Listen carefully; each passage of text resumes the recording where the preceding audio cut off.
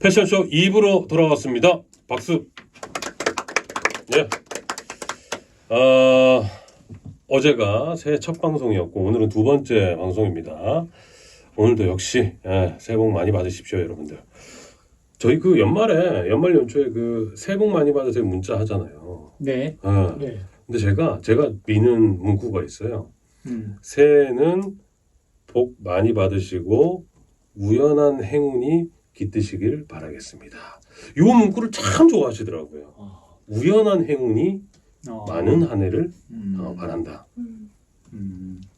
예, 리액션을 제가 뭐 예상을 했는데 아무런 리액션이 나는 혼자 뭘 라방하는 것 같아 지금. 어때요? 아니 그런 의미가 있는 것 같아요. 뭔가 내가 애쓰지 않아도 그냥 꽃길만 걸으라는 말처럼 그냥 나도 모르게 뭔가 왜 이렇게 잘 됐지? 왜 이렇게 이러면 적게 일하고 많이 버세요와 비슷한. 맞아. 근데 그렇게 뭐 날티나지 않고 이런 문구는 처음 들어보는 그쵸? 분들이 많아요. 우연한 행운이 많이 깃드세요. 이런 문구는. 그래서 신선하고 아주 좋다라는 내가 써도 되겠지 뭐 이런 말도 몇 번 들었습니다. 그런 것 같아요. 적게 일하고 많이 버세요보다는 좀 더 고급지면서. 로또 되세요보다 좋은.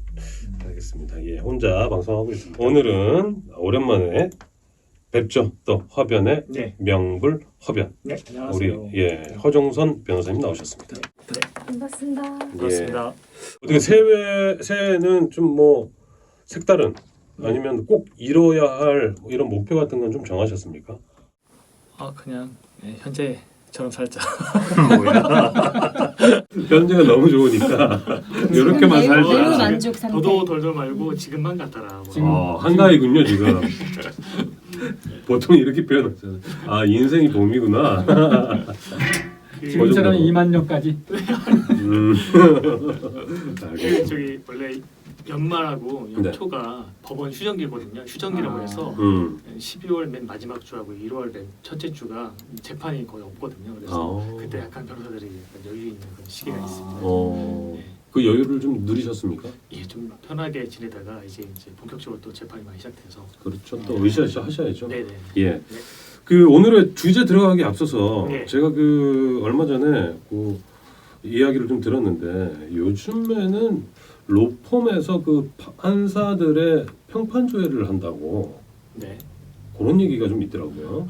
그 로펌에서 평판 조회하는 게 아니고요. 네.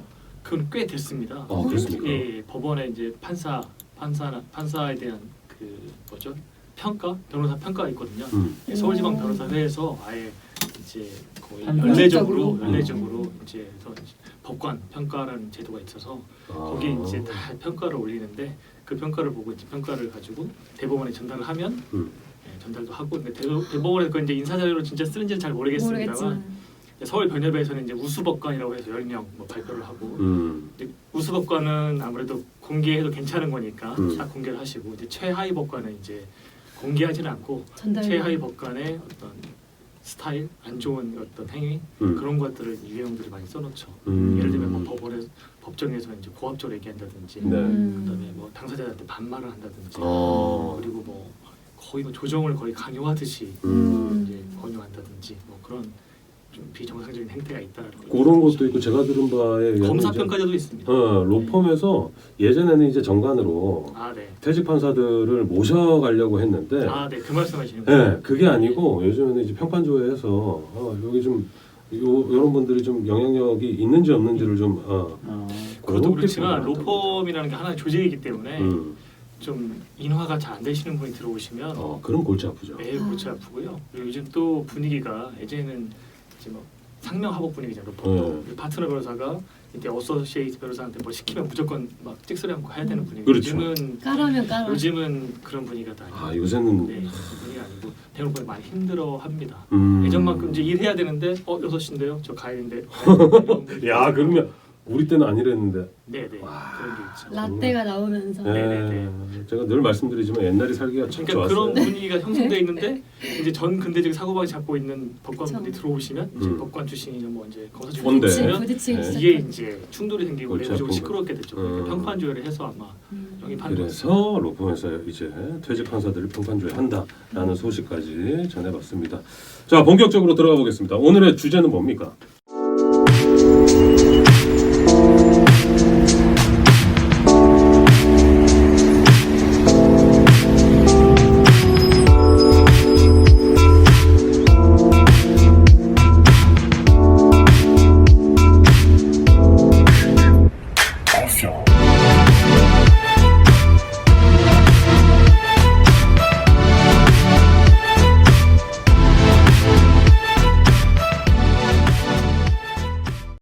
오늘의 주제는 형사 합의 시 주의사항. 네, 음. 우리가 이제 많이 뭐 합의를 한다. 특히 이제 형사 고소를 당해서 예.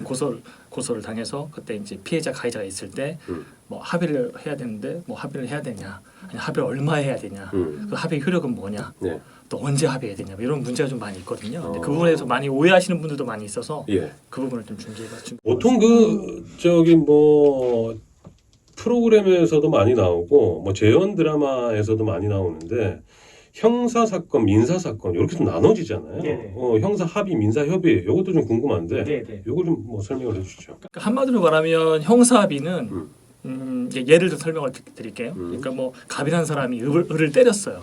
그럼 갑이 을을 을을 때렸다. 그럼 예. 갑이 가해자고 예. 을이 피해자가 되겠죠. 그렇죠. 그러면은 이제 갑이 을을 때려서 을이 다쳤어요.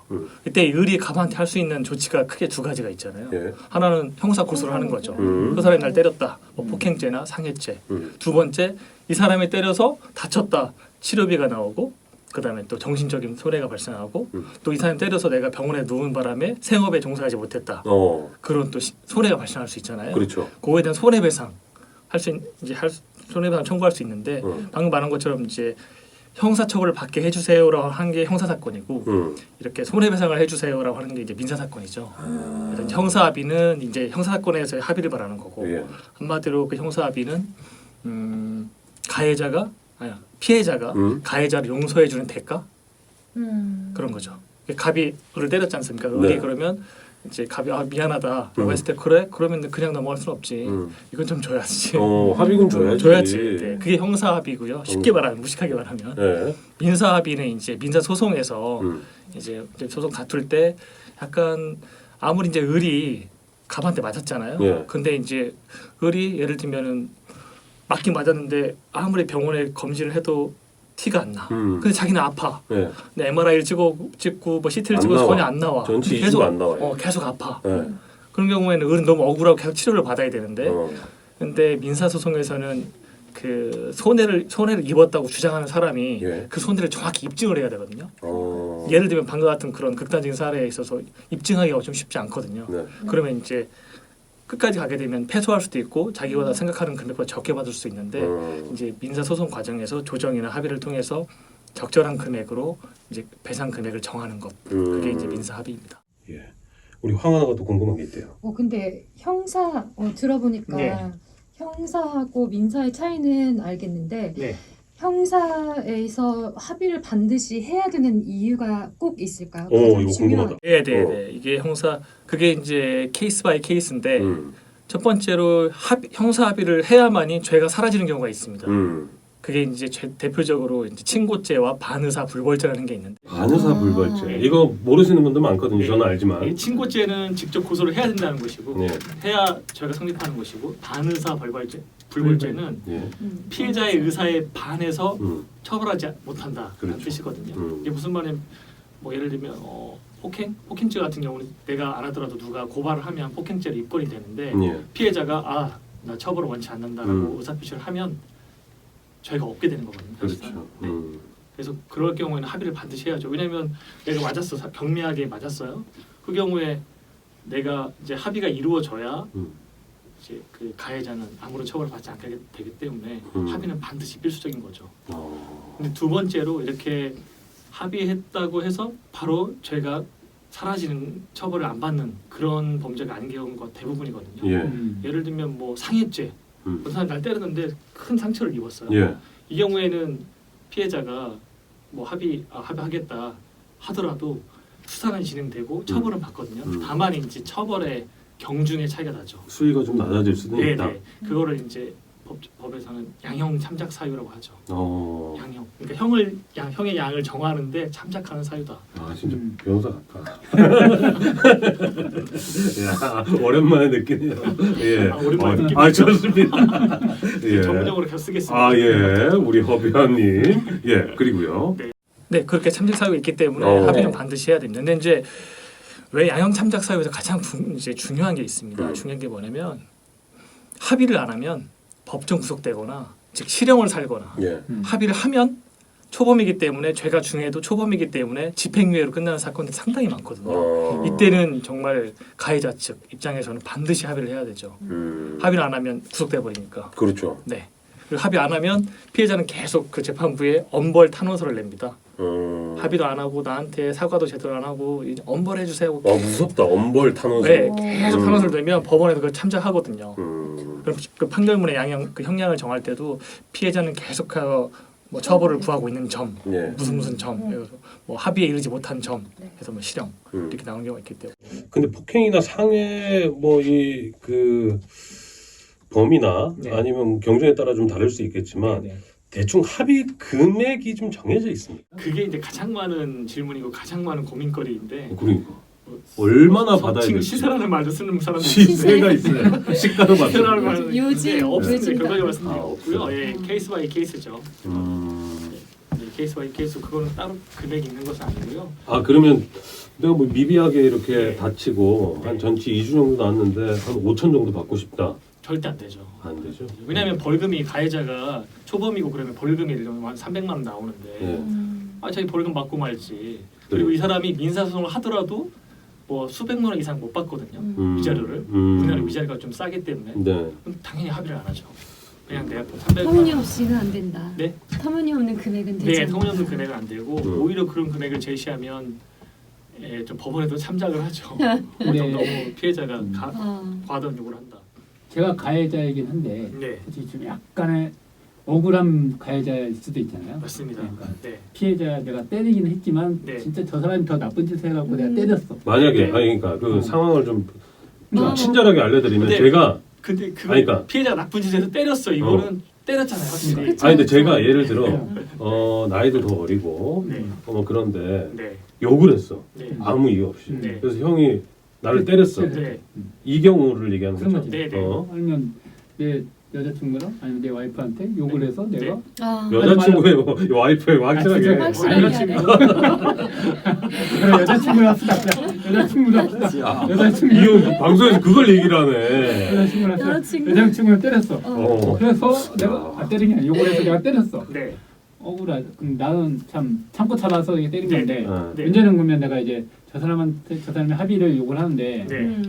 나는 이런 억울함을 호소하고 싶은 거야 법원에. 그러면 나는 끝까지 합의를 안 가고 난 차라리 벌금을 맞겠다. 네, 라는 입장하고 네, 그래도 합의를 해서 네, 그냥 형사처벌 없이 네, 가는 게 하고 네. 어떤 것이 더 후자가 훨씬 후회해야죠. 후자가 더 나아. 어떤 게 더 낫냐고? 난 그거 당연히 후자죠. 어. 네. 아니 재판부에서도 근데 참작 안 해줄 거야? 네, 한빌사님이 말씀하신 그 예 중에 억울하다고 하셨는데 사실은 이미 때린 것은 분명하기 때문에 그건 이렇게 법적으로 억울하지는 않고 그거는 행위만 봐요. 진짜 억울한 건 뭐냐면 이제 술이 약간 취해가지고 진짜 안 때렸는데 때린 걸로 오해받는 사람.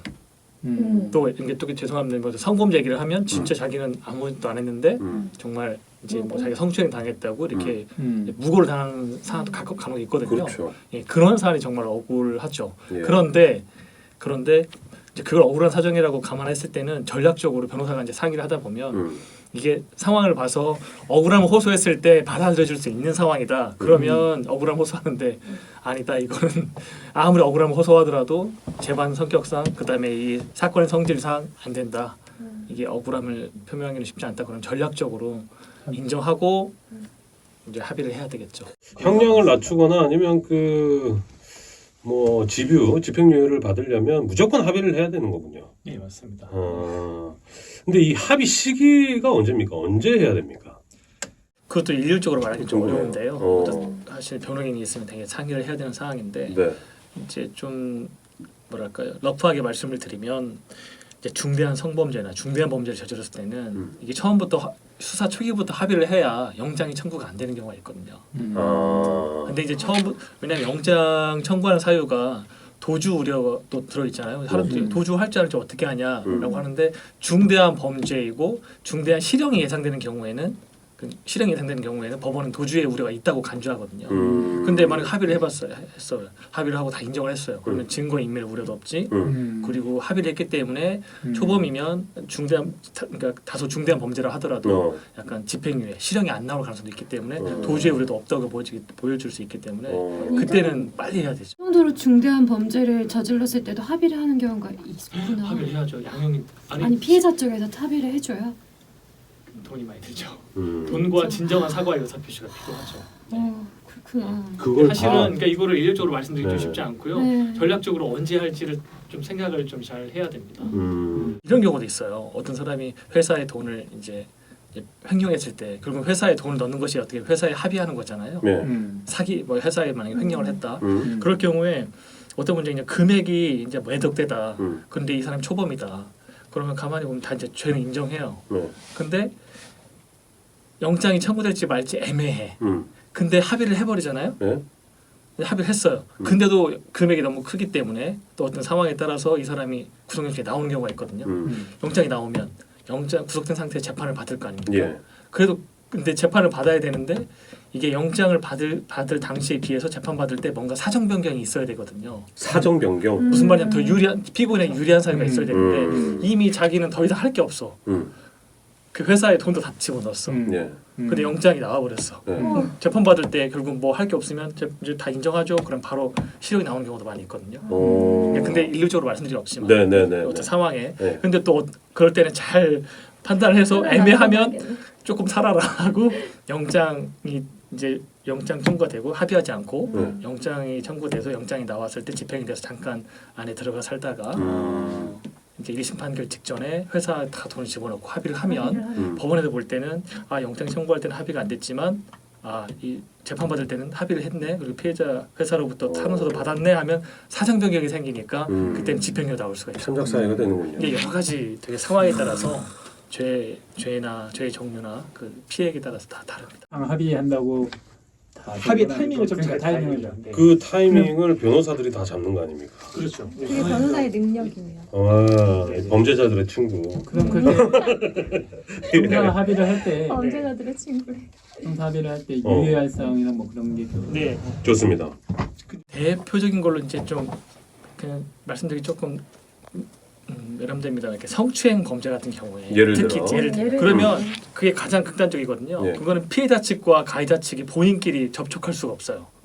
접촉할 수 없잖아요. 그렇죠, 그래서 그렇죠. 저도 아까 여쭤봤더니 네. 성폭행 범죄가 합의가 된다고 해가지고 근데 그것도 합의가 되는데 음. 제가 들으신 말씀 뭐냐면 특히 폭행 범죄나 상해 아니면 이제 우리가 교통사고로 이제 사람 치였을 때 예. 합의를 엄청나게 많은 범죄가 있잖아요. 그렇죠. 합의할 때 근데 특히 이제 성추행 범죄도 그렇고 다른 범죄도 그렇고 교통사고 범죄도 마찬가지겠지만 그건 과실범이잖아요. 예. 내가 치고 그쵸. 고의로 친 것도 아니고 고의가 아니고 중요한 건 뭐냐면 대가 실물을 보면 가해자 측과 피해자 측 그 뭐 가족들이 나서거나 뭐 그래서 합의가 시도되면 거의 백발백중 많이 깨져요.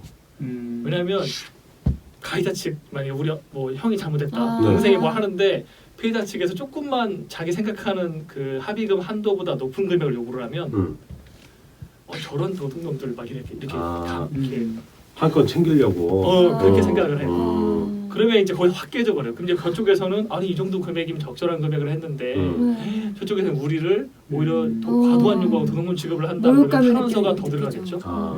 이런 상황이 되죠. 네. 근데 이거는 아무리 그래도 이게 가족 일이고 그러면 감정이 우선되기 때문에 이게 잘 안 돼요. 그러니까 변호사가 필요하네요. 진짜 대리인을 통해서 맞아요. 해야 돼요. 정말로 그런 경우가 되게 많거든요. 대리인이 약간 아무래도 감정적으로 조금 이렇게 좀 그 약간 제3자이기 때문에 좀 말도 잘 되고 그다음에 합의 조건을 정할 때도 이게 별것도 아닌데 당사자끼리 얘기를 하면 별것도 아닌 거 가지고 막 다 금액은 정했는데 상세한 조건 때문에 쓸데없는 조건 때문에 결렬되는 경우가 되게 많이 있거든요. 네, 그럴 때 변호사들이 좀 같이 하는 게 맞아요. 좋죠. 뭐 괜한 거 다 했다가 말투 때문에 또 맞습니다. 네. 어그러지는 경우도 많아요. 그다음에 또 이제 중요한 게 금액도 중요하고 교섭도 중요한데 더 중요한 게 이제 금액도 정해졌지만 야 돈 얼마 줄게 끝내자 이렇게 되는 게 아니잖아요. 예. 진심 어린 사과와 반성이 있어야 되잖아요. 그렇죠. 특히 이제 성범죄 같은 경우에 추행 그런 범죄 같은 경우에 그러면 이제 제가 저의 사례는 제가 하나 말씀을 드리면 네. 저는 어떻게 했냐면 약간 제가 좀 감정노동을 했습니다. 어. 그 예전에 그 감정노동. 대표님이 읍소 전문 변호사라고 써놓으셨던데 약간 그거 비슷한데요. 네. 읍소 전문 변호사 네, 맞아요? 일단 제가 이제 가해자의 변호인이지 않습니까? 네. 가해자 피고인의 변호인이죠. 그러면 그 사람에게 자필 사과 편지를 정말 쓰라고 합니다. 네, 자필 사과 편지 쓰라고 하고 그쪽 그 피해자 측 변호사가 있거든요. 예. 그쪽 연락을 해서 제가 이제 뭐 그래도 경력이 좀 되는데 경력이 별로 안 되는 분이더라고요. 때마침. 근데 무조건 찾아뵙겠다. 네. 제가 약간 그쪽 변호사한테 엄청 굽히고 들어갔죠. 제발 만나달라. 예. 그리고 이제 우리 의뢰 이렇게 반성을 하고 있고 자필 편지 이렇게 있다. 변호사님 정말 좀 잘 좀 부탁드리겠다. 그리고 저희는 합의금 지급할 의사도 있다. 막 그러면 변호사를 설득을 시키면 이 변호사님이 이제 설득을 먼저 시켜야 그 변호사님이 그 피해자분을 잘 설득이 되거든요. 근데 이제 그때 당연히 그 변호사를 찾아가는데 피고인 본인이 못 찾아가잖아요. 예. 근데 이제 변호사들끼리는 약간 또 그 좀 서로 존중하는 그런 것도 있고 그렇기 때문에 가서 되게 납작 엎드리면 변호사 납작 엎드리면 그분이 좀 감화가 돼서 자기 의뢰를 잘 설득을 해서 잘 해결되는 사례가 있거든요. 상대 변호사가 예를 들어 알거나 친분이 있다 그러면 오히려 사건이 좀 수월하게 풀릴 수 있겠네요. 있죠, 네. 이제 그걸 또 티를 내면 안 되겠죠. 아 그렇죠. 피고인 입장에서는 잘못하면. 더 둘이 낮은 금액을 할 수 있는데 뭐 한 거 아니냐. 맞아요. 또 피해자 입장에서는 더 높은 금액을 할 수 있는데 둘이 뭐 작당한 거 아니냐라고 오해받기 때문에 그런 경우는 좀 조용히 해야 되겠죠. 그래서 좀 변호사의 능력이 합의할 때는 많이 필요하더라고요. 실무에서 보면. 근데 사실은 저도 뭐 그런 경우가 있습니다만 뭐 사소한 폭행이나 뭐 이런 것들도 잘못하면 진짜 새고랑 차는 경우가 허다하더라고요. 네. 그래서 변호사를 써야 돼요. 무조건 써야 돼요. 맞아요. 쓰는 건 아니고 선임해 주시는 아, 저는 연필이 아니어서 죄송합니다. 이런 표현도 좀 고쳐야 됩니다. 선임해 주셔야 됩니다. 선임을 제일 많이 쓰는 게 산다는 표현인데 산다. 물건이 아닙니다라는 표현. 물건이 아닙니다. 그러면 안 되죠. 아니 넌지 씨 그렇게 얘기를 하십니까? 그런 표현을 하시는 분들 앞에서는? 저는 합니다. 네. 해야죠. 저는 물건이 아닙니다. 아무리 VIP라도 VIP는 얘기 잘 하시죠. 갑자기요. 아닙니다. 밸런스 게임 이제 앞으로 안 할 거야. 또 그 주의할 사항 말씀. 또 있습니까? 네. 형사 합의서를 쓸 때 그런 실수하시는 별로 없겠습니다만 가끔씩 실수하시는 분 계십니다. 네. 형사 합의를 쓸 때 피해자 입장에서 말씀을 드리면 네. 형사 합의는 그야말로 형사적으로 용서해주는 대가에 불과하거든요. 그리고 민사는 별도 그리고 민사는 별도로 할 수 있는 건데 합의서 해가지고 몇 월 며칠자 폭행건에 대해서 갑은 을을 다 용서하고 원만히 합의한다. 그냥 딱 찍어버리면 그게 이제 형사합의뿐만 아니라 민사합의에 민사까지? 영향을 미칠 수가 있거든요. 네, 그럴 때 그 부분 되게 조심하셔야 되고요. 그럼 형사 합의라고 명기를 해야지. 정확하게 네, 연기를 하는 것이 중요하다. 네. 특히 이제 민사합의 참고로 말씀드리면 민사합의를 할 때도 내가 만약에 다쳤어요. 그게 상대방이 때려가지고. 근데 후유장애가 있을 수 있잖아요. 나중에 막 있을 수 있잖아요. 근데 민사합의서의 맨 마지막에다가 향후에 어떠한 추가 손해가 있다 하더라도 이에 대해서는 청구하지 아니한다 이렇게 문구를 이제 가해자 측에 살짝 넣었는데 그걸 모르고 도장을 찍으면 이제 좀 또 나중에 추가적인 손해가 발생했을 때 청구할 때 문제가 좀 생길 수가 있습니다. 그러니까 합의서도 잘 보고 본의 아니게 너무 변호사 선임하라고 얘기를 많이 한 것 같은데 근데 정말 필요한 것 같아요. 필요한 것 같습니다. 인생에서. 네, 또 있습니까? 하나 더 있는 게 마지막으로 말씀드리면 이건 제가 직접 경험한 사례인데 제발 합의금을 정할 때 좀 잘 모르는 주위 사람들의 말을 듣고 특히 가해자 측이 너무 과도하게 낮은 금액으로 합의하려고 하는 경우가 있어요. 가해자의 가해자 부모가 지인들이나 가해자의 부모나 이제 그 친척들이 되게 낮은 금액으로 하게 돼서 만약 그보다 높은 금액을 피해자 측에서 요구하면 아까 말한 것처럼 대통령들이 다 과도한 요구를 한다고 보는데 왜 그게 중요하냐면 변호인하고 되게 신뢰관계가 깨질 수 있거든요. 제가 간단하게 한 실례 사례 말씀을 드리면 예전에 어떤 할머니가 뒤에 손자를 태우고 유치원을 이제 하교를 시키는데 횡단보도 파란불인데 어떤 초등학교 여자 학생이 이렇게 건너고 있었는데 파란불에 뒤에서 하도 손자가 난리치니까 손자를 보느라고 이렇게 고개를 돌리는 순간에 치였어요. 죽진 않았고 다행히. 근데 여학생이 양쪽 다리가 부러져가지고 양쪽 다리에 철심을 박았어요. 그러니까 얼마나 그렇게 큰 상입니까? 근데 이게 이 할머니는 아무리 그래도 이게 12대 중과실 위반이거든요. 파란불에 치였잖아요. 그러니까 초범이지만 되게 상해 정도가 크고요. 근데 문제는 뭐냐면 이제 이 할머니 아들 딸들이 이제 합의자로 나섰는데 저를 선임하기 전에 나섰는데 아까 말한 것처럼 조금만 요구하면 막 도둑놈 취급하고 그 피해자 측을 예, 그렇게 했는데 제가 이제 나서서 그분의 먼 친척 부탁을 받아서 겨우 나섰는데 이 그 할머니의 딸과 아들이 특히 딸이 저한테 너무 저는 이제 금액을 주려면 이 정도면 합의금 형사 합의금을 1,500이나 2,000원 줘야 된다. 뭐 애가 저렇게 됐는데 네. 이렇게 안 해주면 이거 그때 겨울이었거든요. 네. 곧 구속된다. 법정 구속될 가능성 높다 했는데 어디 알아보니까 300만 원이면 된다. 그러니까 전문 지식도 없이 그냥 네, 300만 원이면 된다고 그러는 거예요. 그래서 저는 너무 펄쩍펄쩍 뛰었죠. 네. 근데 이제 마지막 재판 갔을 때 제가 이제 피해자 합의를 해야 되기 때문에 재판 선고기를 넉넉히 달라고 했더니 그 법정에 이제 그 딸의 교회에 다니시는 분 지인분들이 많이 모이신 거예요. 네. 그래서 저를 재판 끝나고 저를 손가락질하는 거예요. 제가 변호인인데 네. 저거 가해자 편 아니냐? 왜 300만 원이면 되는데 왜 1,500, 2,000을 말하냐? 이렇다. 합의는 하셨어요? 네, 합의를 했습니다. 와 역시 능력. 그래서 이제 집행유예 끝났거든요. 짠. 그건 제 자랑하는 건 아니고 어쨌든 예. 그런 식으로 어설픈 사람이 일을 그르치고 선무당이 사람이 맞아요, 맞아요. 어떻게 이게 300만 원만 주고 그런 경우가 하겠어요? 참 많습니다. 네, 그런 경우가 있기 때문에 적절한 합의 금액을 잘 생각을 해야 되지 너무 자기 입장만 생각하면 안 된다. 알겠습니다. 그런 말씀드리겠습니다. 예, 허변의 명불 허변 형사 합의 시 주의사항 예 저희가 좀 살펴봤는데 오늘 뭐 여느 시간보다 좀 알차고 유익한 시간이 아니었나 싶습니다.